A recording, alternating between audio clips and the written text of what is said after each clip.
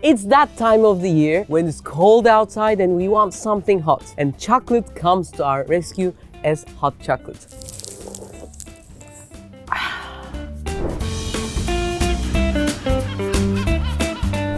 Today I would like to show you how to make 3 different types of hot chocolate. One the proper way, where I love drinking in the Alps while I ski. Why are you laughing, guys? No, nothing to laugh. I used to ski a lot. Secondly, the affordable, like the student version, where we use some cacao powder for it. And third, the after 8 version, where when we drink our hot chocolate, it's as if we're eating the after 8s.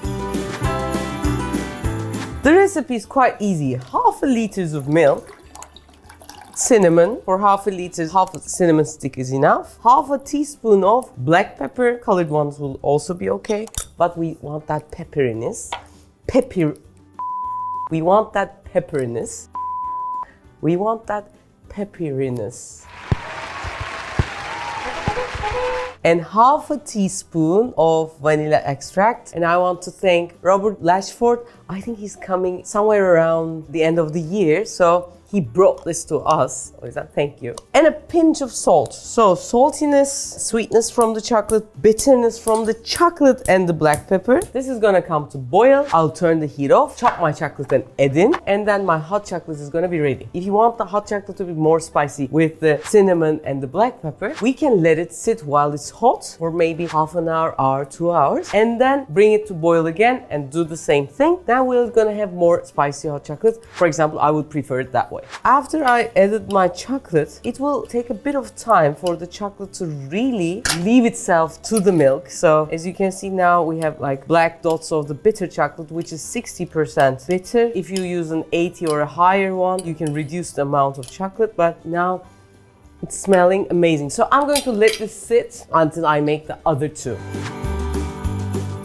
I'm going to move to the easy student version of it. With the student version, it's going to be 250 milliliters of milk together with heaped teaspoon of cacao powder, a bit of vanilla. If you don't have vanilla, you can use vanillin, which is a fake vanilla, but anyways, we want the cacao to dissolve really well. After the cacao and milk starts to bubble, I turn the heat off. There's no sweetness in it, so for the sweetness I add a tablespoon of honey. Still, it needs a bit of chocolate in it, so I'm going to add a little bit more bitter chocolate because this is more like a kid's thing or a comfort thing. You can use milk chocolate on this as well. It will thicken up because it has some fats in it. And the leftover chunk, throw it in, give it a nice mix. As you can see, it starts to thicken. It smells so nice. When it's ready, taste it. Very good. It's like a soup angre as well. If you want it more sweet, you can add more sweetness. If the cacao is too much, you get a bitterness. You can add milk, balance it accordingly. And finally, a pinch of salt. Saltiness, sweetness, bitterness, all there. Thirdly, let's move to making the peppermint hot chocolate.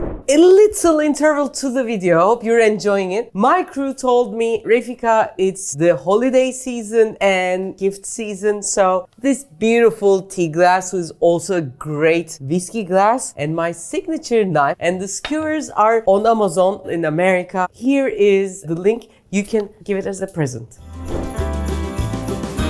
Everything starts the same way. We put the milk in, heat it up. Together with that, I have 2 sprigs of mint. Take the leaves off. I take these sprigs, cut them, put it in so that the mint taste is involved. Meanwhile, put the mint in with a tablespoon of sugar and then beat them really well. Thick sprigs like this, take them out. Okay, and then put it into your milk. This is gonna be this green, beautiful thing. After it starts to boil, we get the mint taste and the color as well. I put it through a sieve so that to our mouth, thin mint leaves do not come in. I'm going to wash it a bit. Almost much alike. Beautiful smelling milk is here. Put it back and add my chocolate. It depends on how chocolatey you want. For a liter of milk, 100 grams of chocolate would work, but I'm going to add a little bit more. I turn the heat off.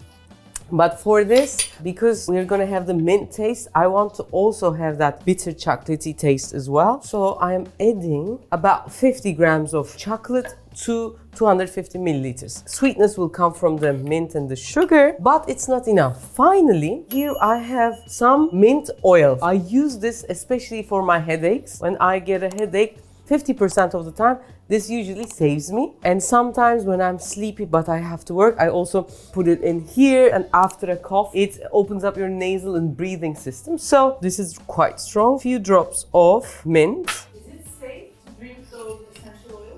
Normally, on this bottle as well, and in many of the bottles, it says not eat it. And the reason for it is you either get a cosmetic license for usages like a cream, or you get a eating and drinking license. And these are different categories. Usually for a cosmetic, you have to write, you shouldn't put it in your mouth. But I know the person who prepares this. I know the mints which these are prepared from, and they are totally safe. I also asked the pharmacist, she said, look at the ingredients. If it's just mint, and check for the mint, whether it's okay to eat it. It's edible and it's safe. So that's a good question, thank you. Sometimes your milk gets colder and your chocolate cannot melt totally like this. If that happens, you can turn on the heat a bit, bring it to boil, then it will eventually melt. We start with the first one.